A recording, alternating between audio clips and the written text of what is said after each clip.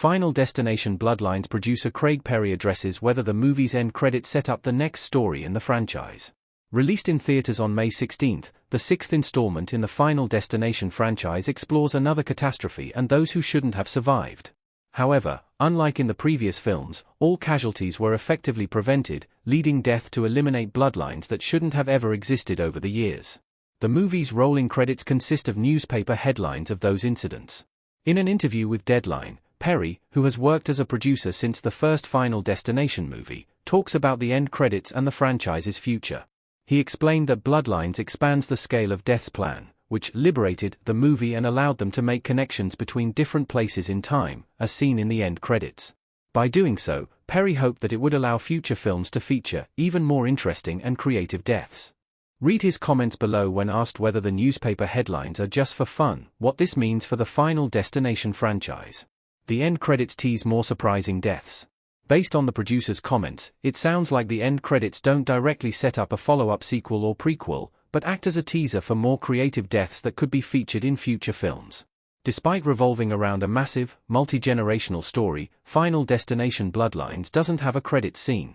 In the same interview, Perry also explains that because of the 14-year gap between the fifth and sixth installments, they made a choice not to heavily connect this movie to the previous ones. Instead, the movie acts as a reboot to introduce the franchise to the new generation of horror fans while casually dropping a few Final Destination Easter eggs along the way, including a name drop of A.J. Cook's Kimberly. On the subject of the actor's potential return, the producer teased that the door is clearly open. He also explained that the reason death took so long, leaving a trail of newspaper headlines over decades, is that simultaneously eliminating all Skyview survivors would be too obvious. Our take on Final Destination Bloodlines end credits and future. Final Destination Bloodlines end credits are a brilliant touch for this film. Bobby Owen Patrick Joyner, crawling on the floor in Final Destination Bloodlines. Image via Warner Brothers. The end credits are certainly able to fill up some blank space left by the lack of mid and post credits, but they still exist mainly to serve the movie instead of setting up a sequel or prequel. The movie's co-directors, Zach Lipovsky and Adam Stein, have been vocal about their lack of plans for the next movie unless there is a demand.